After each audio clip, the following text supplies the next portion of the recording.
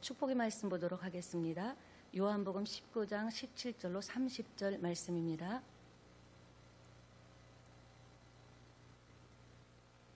그들이 예수를 맡음에 예수께서 자기의 십자가를 지시고 해골, 히브리 말로 골고다라 하는 곳에 나가시니 그들이 거기서 예수를 십자가에 못 박을세.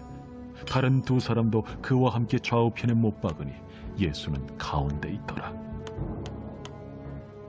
빌라도가 패를 써서 십자가 위에 붙이니 나사렛 예수 유대인의 왕이라 기록되었더라. 예수께서 못 박히신 곳이 성에서 가까운 고로 많은 유대인이 이 패를 읽는데 히브리와 로마와 헬라 말로 기록되었더라.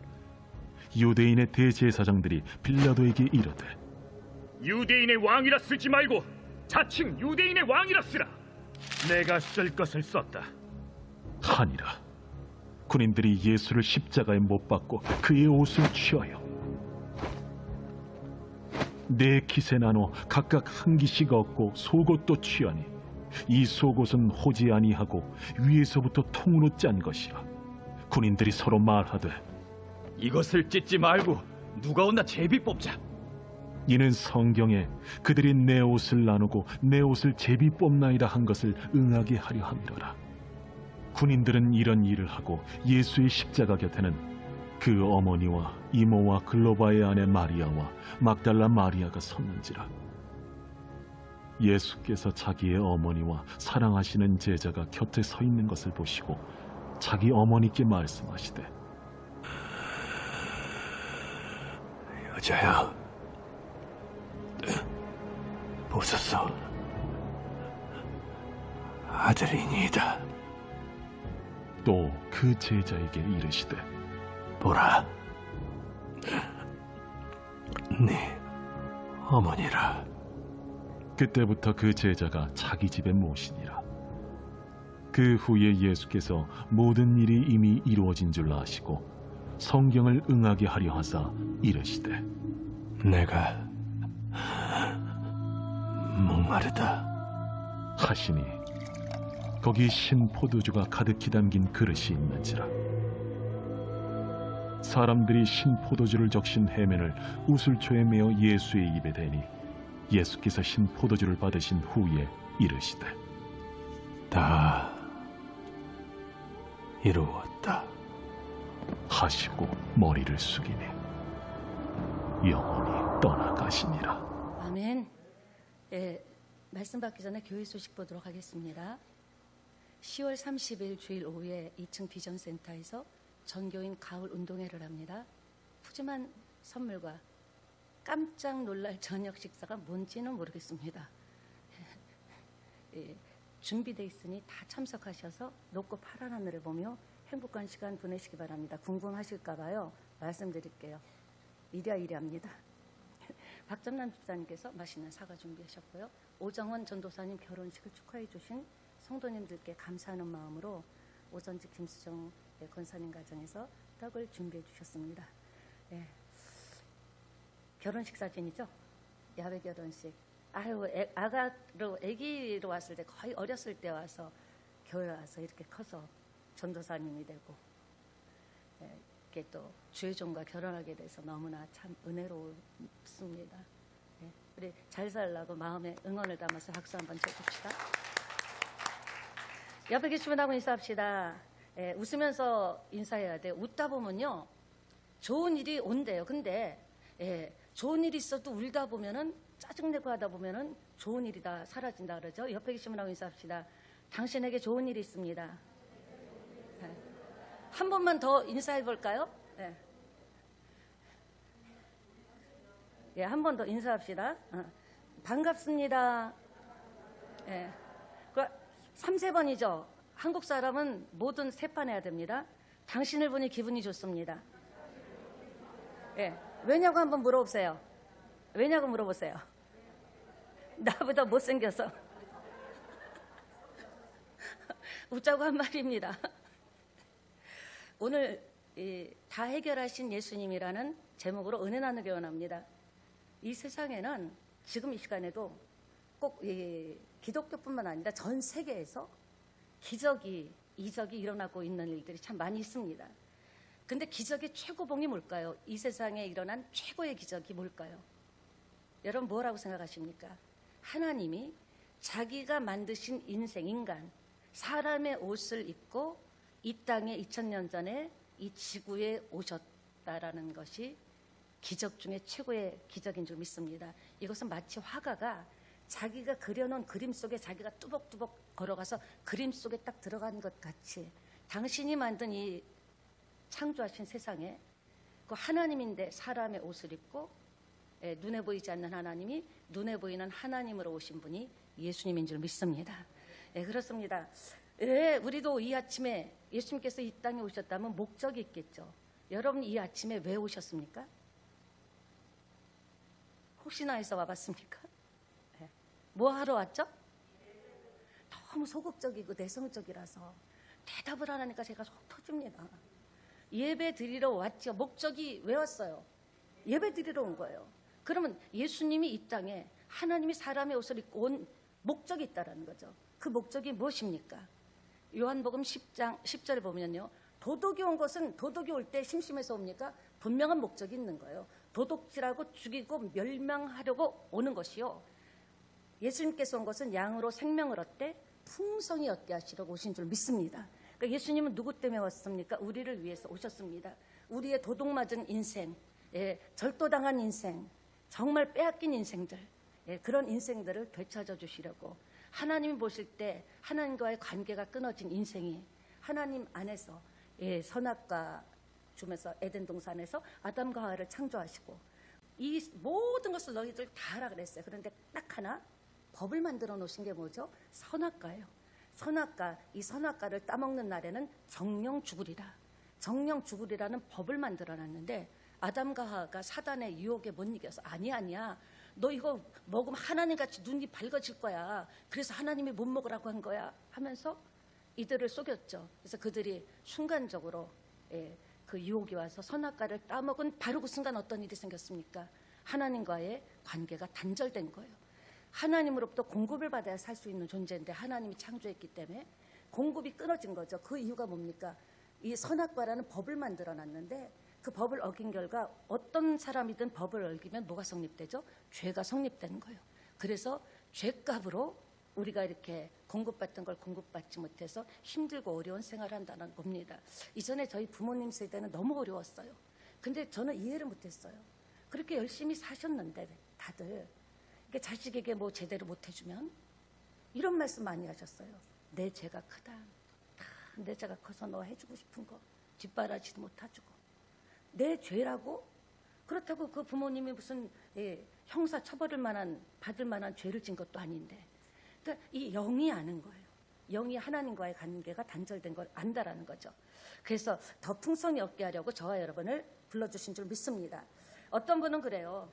아유 목사님 사는 게 죽는 것보다 더 힘들어요. 그냥 칵 죽어버리면 되는데 사는 게 너무너무 힘들다고. 물론 살기 위해서 짊어져야 되는 삶의 짐과 무게는 좀 50이 되면 날까 60이 되면 날까.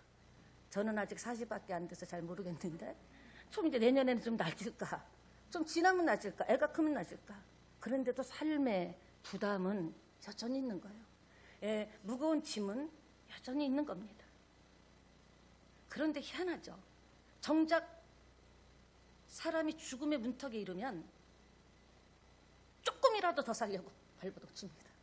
죽고 싶다면서 빨리 가고 싶다면서도 오죽하면은 이런 말이 있어요. 개똥밭에 굴러도 이승이 낫다. 저승에 대한 죽음 이후에 대한 확실한 어떻게 되는지를 모르니까 그렇게 막연하게 힘들어하죠. 말로는 죽지 못해서 산다고 하면서도 여러분 얼마나 아침 일찍이 나갔어요. 죽으라고 일하십니까? 십자가에서 예수님께서 돌아가실 때 그 30분, 제가 이 30분 안에서 그 모든 것을 설명한다라는 것은 거의 불가능합니다. 그러나 여러분이 집중해서 말씀을 받으신다면 은혜가 임할 줄 믿습니다. 예수님께서는 채찍을 맞으시면서 우리의 죄 때문에요. 하나님이 무슨 죄가 있습니까? 그분 자체가 거룩인데. 근데 채찍에 맞으면서 왜? 우리도 자식이 힘들면은 내가 대신 감당해 줄게. 자식 대신 내가 아프기를 원하고, 너무 어린 자식이 아플 때는요, 차라리 내가 아프고 말지. 내가 아픈 게 낫지. 자식이 힘들어하면 그 고통은 부모는 말도 못합니다. 근데 주님은, 하나님은 우리 아버지 아니십니까? 예, 간신히 우리를 살리시려고 골고다에 큰 무거운 십자가를 메고 가는 도중에도 그 꽃 끝에 동물 뼈하고 그 조각들이 있는 걸로 갈기를 치면서 살점이 뚝뚝 떨어져 나가는 그 아픔을 겪으면서도, 왜? 우리 살리기 위해서, 여러분이 가정을 지키기 위해서, 자녀를 위해서 최선을 다하고 살듯이, 예, 그런 길을 뚜벅뚜벅 걸어갔는데 이미 탈진 상태입니다. 그 탈진 상태인 예수님을 십자가에 못 박았는데 양손에 대목을 빵빵 박을 때마다 육체가 있기 때문에 악 하고 소리를 들으셨습니다. 두 발은 양쪽으로 이렇게 포개가지고 그 큰 대못을 땅땅 박을 때마다 그 고통으로 몸부림을 치셨습니다.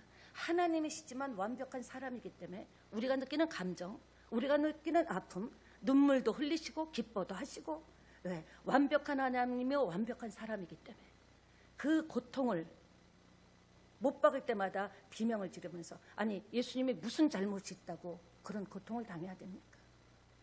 아니 예수님이 무슨 죄가 있다고 그런 아픔과 모욕과 침뱉음과 조롱을, 비웃음을 당해야 됩니까? 여러분, 만약에 여러분이, 저도 수술을 참 많이 했지만 마취를 하지 않고 대수술을 한다면 얼마나 아플까요? 그러자 병사들이 몰약을 탄, 그러니까 지금 아편 같은 거죠. 몰약을 탄 포도주를 너무 보다가 너무 처참하니까 마시라고 줬는데도 거절하셨습니다. 예수님 찢어지는 아픔도 마다하시고 고난의 잔을 받으신 겁니다. 예수님과 양옆에 두 명의 강도가 딱 달렸습니다. 근데 예수님을 센터에 놓은 거예요. 마치 사람들이 볼 때는 그 양옆에 달린 강도들은요, 아주 극악무도한 강도, 십자가에 못 달았는데 센터 중심에 예수님을 못 박은 겁니다.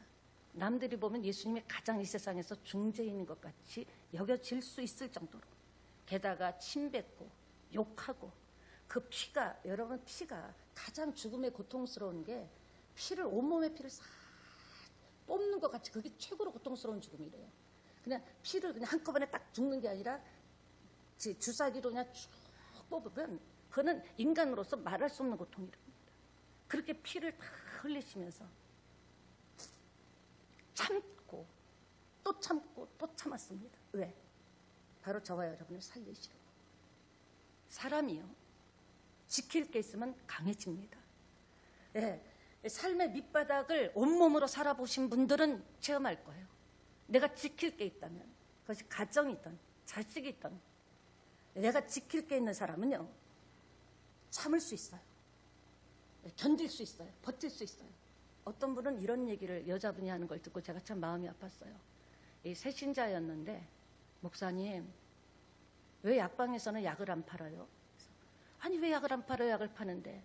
아니요, 고통 멈추는 약, 아픔 멈추는 약, 그런 약은 왜 안 팔아요? 하면서 눈물을 글썽이던 그분이 지금 생각이 납니다.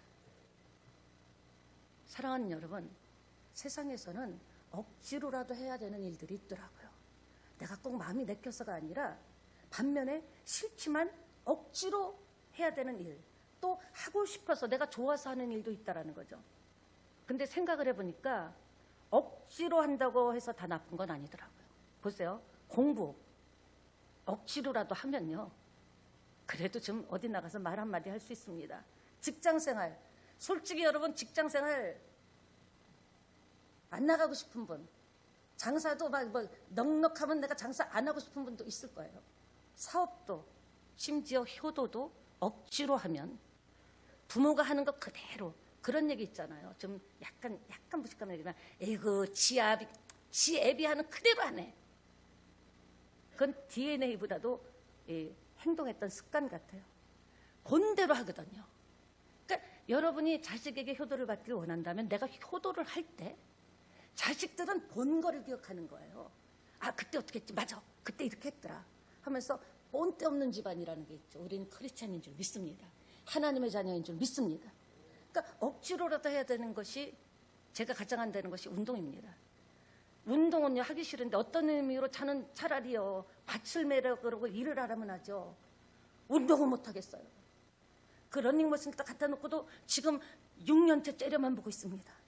예. 근데 머리로는 알아요. 운동을 해야 된다는 거. 근데요, 그렇게 하기 싫은데 운동을 하는 사람들은 건강하더라고요. 그래서 그것도 하기 싫어도 억지로 해야 건강할 수 있고, 밥도 밥 숟갈 넣으면 가는 거예요. 여러분, 사람은 간단합니다. 밥 숟갈 넣으면 죽는 거예요. 그러니까 여러분이 밥맛이 있도록 움직이고, 또 이렇게 햇볕도 좀 자주 쬐시면서, 예, 억지로라도 먹어야 될 때가 있잖아요. 그렇습니다. 우리가 세상 살면서 내가 하고 싶은 일만 하고 싶겠습니까? 하고 싶은 일만 하고 사는 사람은 없어요. 세상은 그렇게만 살 수 있도록 되어지지 않았습니다. 하나님께서는 우리가 땀 흘리라 그랬어요. 수고하라 그랬어요. 네.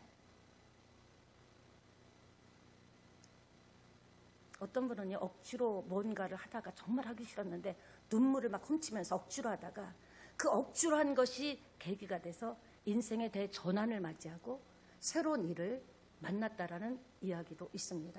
사랑하는 여러분, 주님은요, 왜 십자가를 지었을까요? 그 당시에 예수님 십자가 질 필요죠. 말씀 한마디면 12영이나 되는 더 천사도 다 불러 창조주신데, 태양아 있으라 그러면 태양이 있는 창조주신데, 말하는 대로 되는 분이신데, 왜요?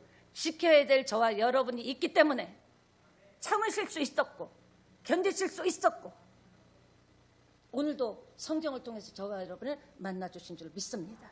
그렇습니다. 고통의 시간은 느리게 가요. 여러분 경험해 보셨죠? 밤에 아프면요, 약도 없을 때는요, 밤이 왜 그렇게 긴지 몰라. 빨리 이게 아침이 돼야 어디 움직일 수 있을 텐데, 지금은 뭐 전화하면 119가 오지만요, 이전에 저희 어렸을 때만 해도 경찰이 있었어요. 저희 아버지가 위장이 참 안 좋으셨어요. 그럼 밤에 위경련이 일어나면은 병원을 가야 되면 일단 병원도 없어요. 약국이라도 가서 두들기려면 경찰서에 가서 여기서 도장을 받아야 돼요. 통금이 있었기 때문에. 그러니까 그 기다리던 그 밤은요, 너무너무 길어요. 여러분도 지금 고통 중에 계신 분도 있고 고통을 겪고 오신 분도 계실 겁니다. 고통스러운 시간은요, 참 느리게 가더라고요. 그냥 빨리 갔으면 좋겠는데 느리게 가더라고요. 온몸이 만신창이가 돼서 죽어가시는 예수님을 보세요. 흐르지 않는 그 시간들을, 온몸에 피가 빠지고 하는 시간들을 그분은요, 견뎌내고 계신 겁니다. 제가 인생 살면서 느낀 것은요, 세상에 공짜는 없다라는 거예요. 처음에 휴대폰 공짜, 공짜폰, 실버폰 나올 때요, 여러분 공짜라고 공짜인 줄 알고 갔는데 이것저것 붙는 게 많더라고요. 그러니까 이 세상의 모든 일은요, 대가를 지불해야 돼요. 잘 살고 싶다면요, 최선을 다해서 땀 흘려야 되는 거예요.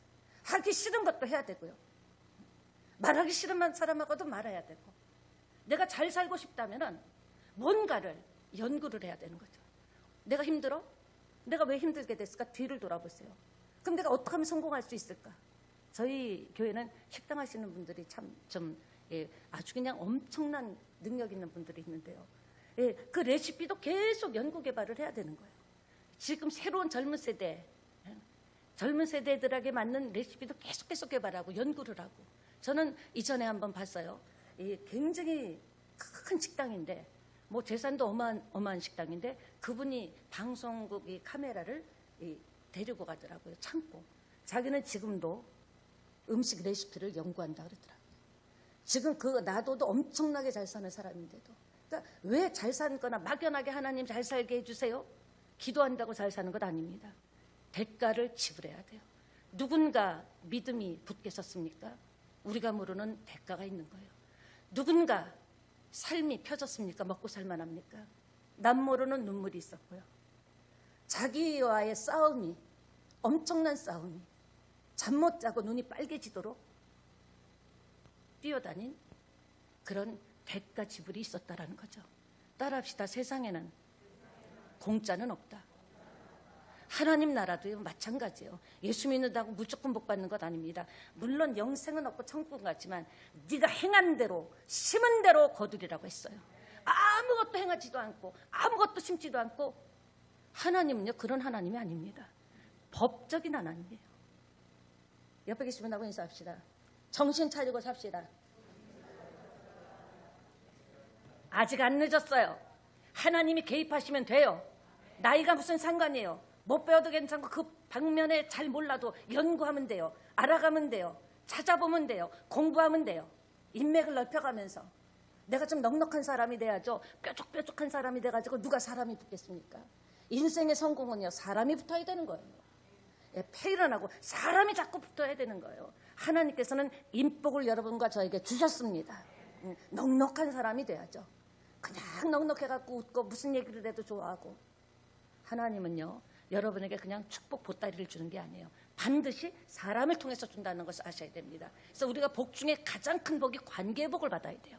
관계를 통해서 생각지도 않은 사람이 아이디어를 내고, 생각지도 않은 사람이 재정에 내가 좀 그 부분에 내가 좀 감당하겠다, 생각지도 않은 사람이 병원을 이야기해주고. 하나님의 축복은 반드시 사람을 통해서 오기 때문에 내 주변에 사람이 없다? 그건 너무 외로운 거예요. 네, 저도요 사람을 그렇게 좋아하진 않았어요. 그런데 어느 날 그게 아니더라고요. 그 사람들을 통해서 생각지도, 물론 배신도 엄청 당하죠. 진짜 가슴에 비수를 꽂고 배신하는 인생들도 있어요. 그런 사람들도. 그러나 내가 좋은 마음을 가지면요 항상 뭘 얻으려는 마음이 아니라, 아니 목사님 난 줄래도 줄 게 없어요. 왜 줄 게 없어요? 기도해 주면 되잖아요. 왜 줄 게 없어요? 김치 기짐이라도 붙여갖고 갖다 주면 되죠. 여러분이 줄 거 많아요. 근데 나는 줄 게 없다고 생각하는데, 받으려고 사람에게 관계를 맺으면 안 됩니다. 하나님은 주는 사람을 기뻐했어요. 주라 그리하면이에요. 근데 맨날 받으려고만 하니까 삶이 펴지지가 않죠. 하나님이 법을 그렇게 정했기 때문에 우리가 아무리 365일 예배를 하고 기도를 드려도 하나님의 법에 어긋난 것은 줄 수가 없어요. 왜? 주면 하나님은 불법이야.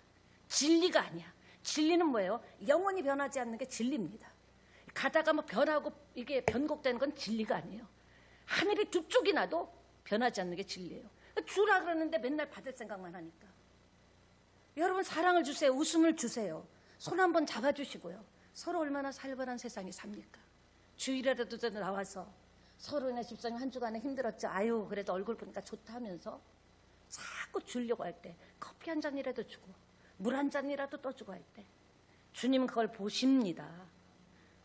행한 대로 생각할 때 우리는 내가 물 한 잔을 심었으면 아니에요. 상상하지도 못하는 사람이라는 통로를 통해서 온다는 것을 아셔야 돼요. 따라합시다. 맺힌 것을 풀어야 인생이 풀린다. 예수 믿는 사람은 푸는 사람이에요. 난 아무리 예수 믿어도 그 인간만큼 나 죽어도 눈에 눈에 뭐가 들어온다 그러나, 눈에 피가 나도 좀 잔인한 얘기인가요? 용서할 수 없다. 용서하지 않아서 내가 좋은 게 뭐가 있냐고. 소화 안 돼. 생각할수록 분통 터져. 나를 오늘 이렇게 만든 인간들 있잖아요. 내가 그 인간만 아니었더라면 지금 이렇게까지 힘들진 않을 텐데. 당한 것만 생각나니까 어떻게 됩니까? 하나님의 축복을 받을 수 있는 그릇이 안 되는 거예요. 예수님은 죽을 만해서 죽었습니까? 우리 살리려고. 사람이요, 아까도 말씀드렸지만 정말 마음을, 주님의 마음을 가지면 하나님이 놀랍게 역사하실 줄 믿습니다. 얘가 좀 이렇게 이 연사가 좀 흥분해가지고 부르짖었는데, 고통의 시간은 느리게 간다 그랬죠. 6시간을 그 상태로 매달려 있었어요. 그리고 신포도주, 모략 타지 않은, 그러니까 주님께서 모략 탄 포도주, 똑같은 포도주인데 거절한 것은 모략, 이 마취가 되는 그런 것은 감당하지 않겠다라는 거예요. 그냥 쉬어버린 포도주를 목이 마르니까 이렇게 해융에 해갖고 이렇게 입에다가 대들었거든요. 마시고 마지막 하신 말이 다 이루었다. 테텔레스타이. 다 이루었다. 다 이루었다라는 말을 못 알아들을 한국 사람은 없을 겁니다. 다 이루었다라는 이 말은 뭡니까? 내가 해냈다라는 거예요. 우리도 마지막 날에 예수님, 제가 해냈습니다. 각자에게 주신 사명이 있잖아요. 그냥 이 땅에 와서 뭐 사람 만나고 살고 자식 키우고 그러다가 죽는다면 너무나 이상하지 않습니까? 누구의 시각에서 다 해결했다 그랬습니까? 예수님의 시각에서 볼 때 당신이 하나님께 아버지여 내 영혼을 받으소서 하면서 다 해결했다. 요한복음 17장 1절에 보면 예수님께서 그토록 기도하셨습니다. 한번 읽어볼까요?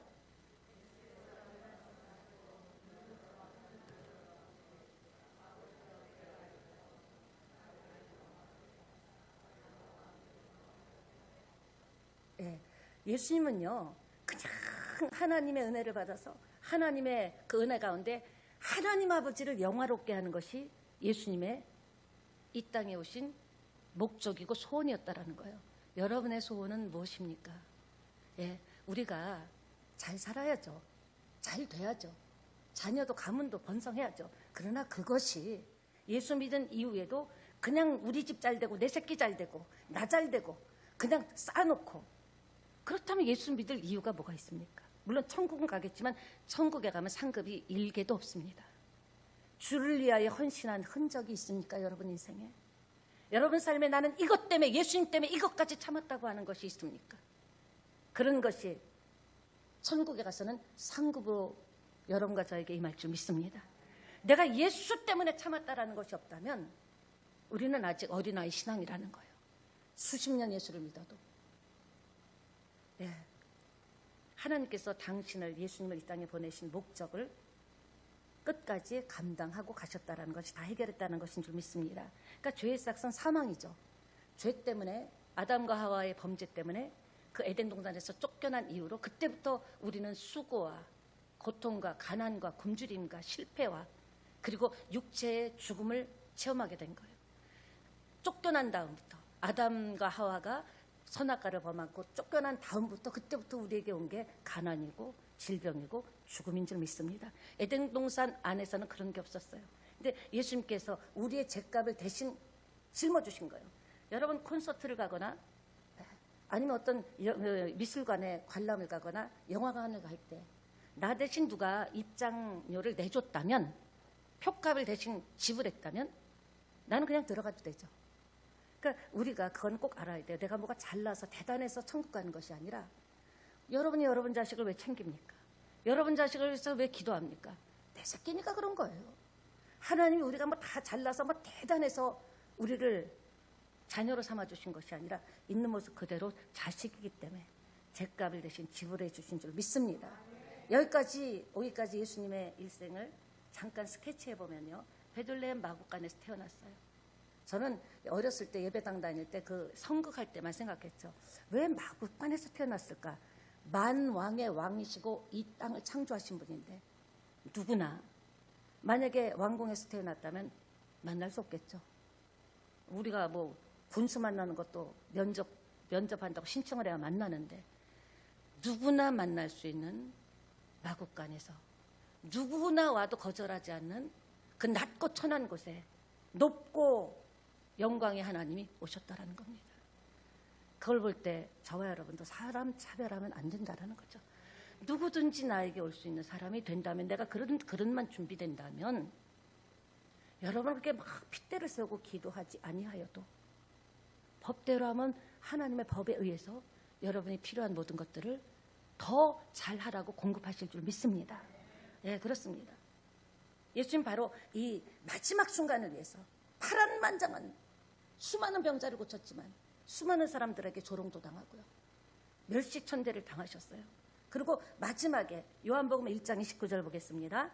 함께 읽을까요? 시작.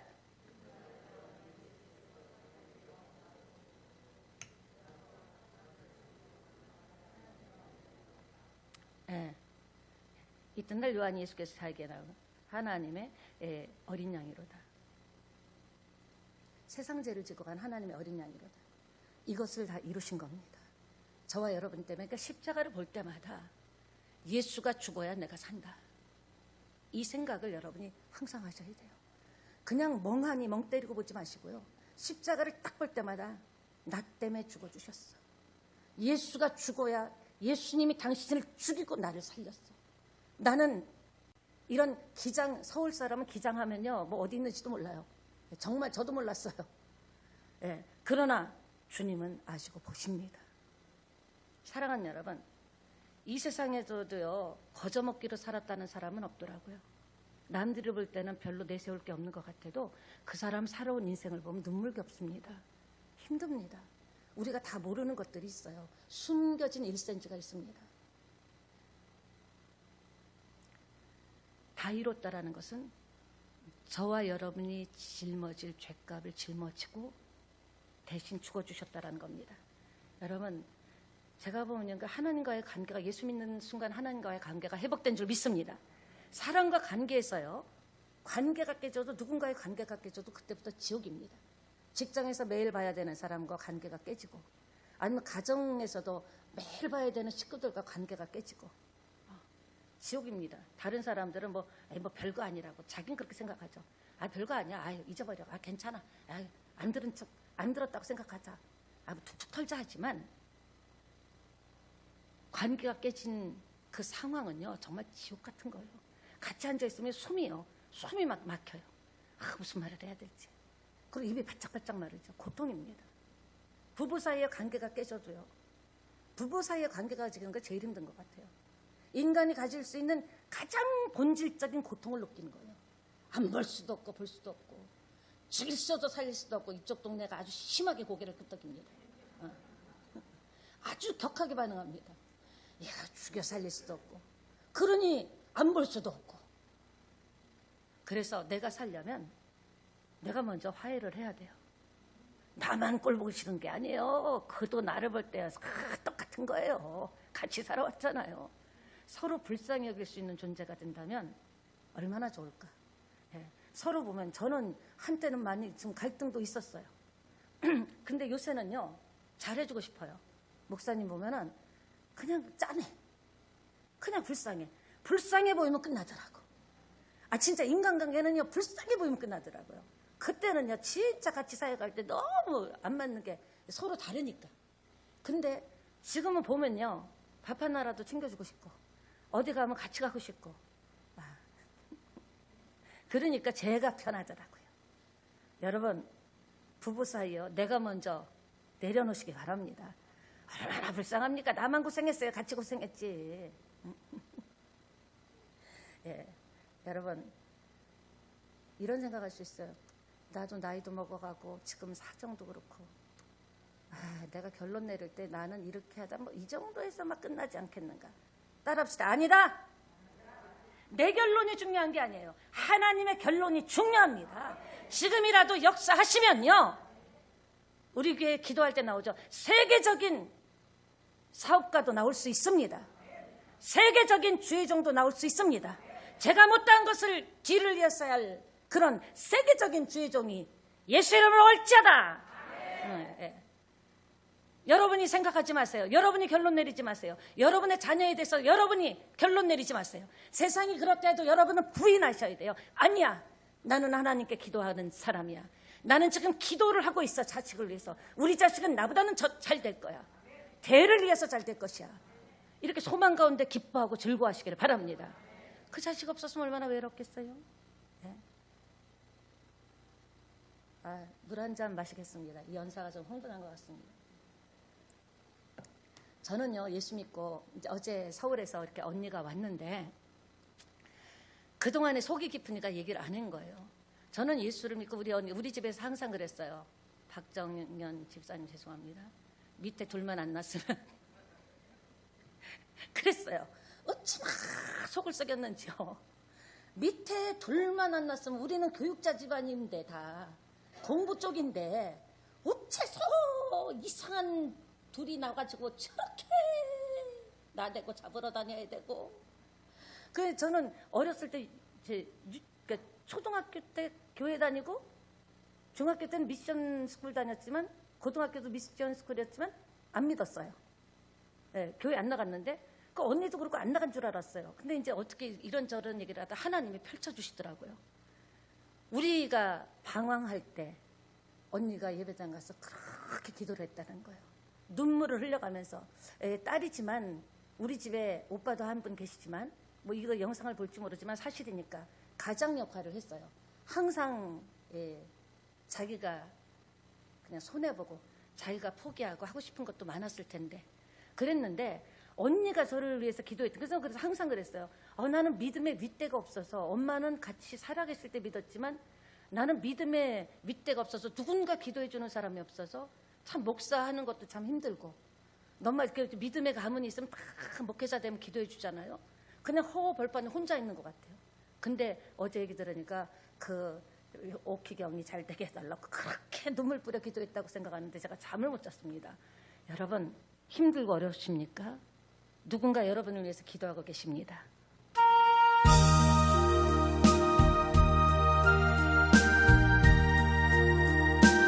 제가 이거 아닙니다. 이거 아니면 패스하면 됩니다. 누군가 널 위하여 누군가 기도하네. 그 찬양을 좀 드리려 했어요. 언니가 기도해줘서 또 이렇게 목사가 되고, 우리 박정현 집사님은 집사가 됐습니다. 지금 보면요, 그래도 출세한 것 같습니다. 그러니까 여러분 자녀 지금 보고 판단하지 마세요. 절대 여러분 판단이 중요한 게 아니에요. 하나님의 결론이 중요한 거예요. 그럼 마무리 쪽으로 가보겠습니다. 오늘 주님께서 내가 다 이루었다고 했습니다. 여러분, 누가 죽음 앞에서 내가 다 이루었다고 죽을 사람이 있을까요? 왜냐? 길면 길고 짧은 세월, 아쉬움도 있고 한도 있고 여러 가지 후회도 있고, 내가 그때 그렇게 살았더라면 하는 그런 아쉬움과 후회가 남기 때문에, 심지어 유명한 위인들도 자기가 사명을 다 이루지 못한 것에 대해서 아쉬움을 남깁니다. 그렇습니다. 나폴레옹도 그런 얘기 했잖아요. 나는 칼로 전 세계를 정복하려고 했는데 실패했지만 예수 그리스도는 사랑으로 전 세계를 정복했다고 고백했습니다. 이게 중요한 것이, 우리에게 다 이뤘다고 하신 이 메시지가 내게 돼야 돼요. 따라합시다. 내게 돼야 된다. 목사님의 다 해결한 거 이미 값을 지불했다라는 거예요. 이제 예수 이름으로 말씀대로 살고 믿음으로 구하면 준다는 거예요. 한 인생을, 여기 서 있는 이 목사 이 인생도 완전히 바꿔버린 주님이라면 여러분은 왜 못 바뀝니까? 조상 탓할 필요 없어요. 나부터 시작하면 돼요. 나로부터 우리 가문이 잘 되고 우리 자식이 잘 되면 되는 거예요. 내가 중심이 돼서 피눈물 나고 서럽게 살았지만, 고통스럽지만, 자식에게 물려줄 것이 없어서 가슴 아프지만 나로부터 하나님이 다 이루었다라는 것을 믿고 나간다면, 우리의 자녀들은 우리보다는 훨씬 나은 삶을 살게 되리라고 확신합니다. 내 것이 돼야 돼요. 다 해결했다 김집사야, 다 해결했다 박성도야. 그것이 여러분 안에 절절히 와서, 그래 속지 말아야지. 내가 왜 우울해? 내가 왜 좌절해? 내가 왜 미천이 없다고, 장사하는데 힘들다고 좌절해? 아니야, 다 해결했잖아. 나는 성실하게 살아갈 거야. 말씀대로 살아갈 거야. 그렇습니다. 세상 사람들은 그래요. 나는 운도 없고 재수도 없고 되는 일도 없고 인복도 없다고. 그러나 하나님의 사람은 어려움일 때마다 뭔가 하나님의 뜻이 있겠지. 하나님이 나를 이 사건을 통해서 나에게 하고 싶은 말씀이 계시겠지. 내가 혹 잘못 가기 때문에 하나님께서 이 고통을 통해서 잠시 멈추게 하시고 하나님이 인도하는 길로 직진해서 은혜와 축복을 받게 하시려겠지. 이렇게 생각이지. 예수 믿고도 재수가 없다 그러면 안 되겠죠. 사랑하는 여러분, 하나님 어떤 대가를 지불해서라도 여러분과 저를 붙잡아 주십니다. 그 사랑의 어깨를 한번 쫙 펴보세요. 쫙 펴시고요. 보통 사람이 아니에요. 나 살리려고 어떤 고통과 대가도 지불하신 분입니다. 예수님 만나면요, 인생은 만남이더라고요. 누구를 만나느냐에 따라 인생이 달라집니다. 뒤돌아보세요. 지금 피눈물을 흘립니까? 어떤 사람이 있습니다. 반드시 있습니다. 여러분 지금 행복해졌습니까? 돌아보세요. 어느 날 누군가의 만남이 있다라는 거예요. 그것을 계기로 문이 열리고 길이 열렸다라는 거죠. 만남 중에 최고의 만남은, 내 인생 지난 시간에 힘들었던 모든 것들을 상쇄하고도 남을 최고의 만남의 최고봉은 예수님과의 만남입니다. 누구든지 괜찮아요. 못나도 괜찮아요. 죄지어도 괜찮아요. 없어도 괜찮아요. 못 배워도 괜찮아요. 그 모습 그대로 나와서 주님의 말씀을 믿고 듣고 행동하면 역사가 일어납니다. 말씀을 마치겠습니다. 내 영혼을 아버지의 손에 부탁하나이다. 우리도 마지막 날 이렇게 고백하고 갔으면 좋겠습니다.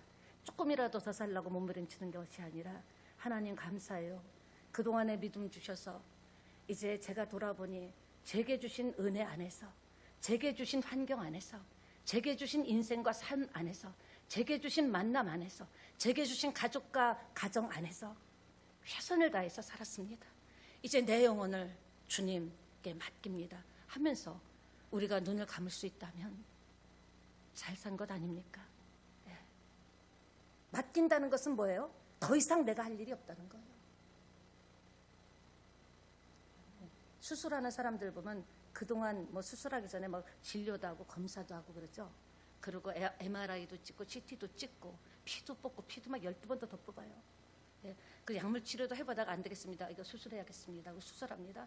D-Day가 오는 날 저는 이 뇌 시술할 때가 제일 무서웠어요. 뇌 잘못되면 안 되는데. 근데 저도 막 여기가요 팔딱팔딱 뛰더라고요. 다른 수술은 해도 그렇게 뛰지 않았는데 이거 깨갖고 또 멍한 거 아니야? 잘못되는 거 아니야? 근데 딱 누웠는데 차가운 그 수술 그 스텐 같은 그것도 딱 누웠는데 제가 뛰는 게 느끼는 거예요. 막 뛰는데 딱 누웠는데 순간 마음이 평해지더라고요. 그래, 지금 죽어도 나는 내 아버지 하나님이 살리신 그동안에 수고하고 애쓰고 잘 살다 왔다고 안아줄 예수님이 있고 영생이 있고 천국이 있잖아. 천국에는 또 저희 어머니가 계셔요. 네, 지금 굉장히 좋아하실 것 같아요. 이렇게 설교하는 거 보면 쟤만 그랬는데 제가 지금 어머니 생각하면 참 반갑고.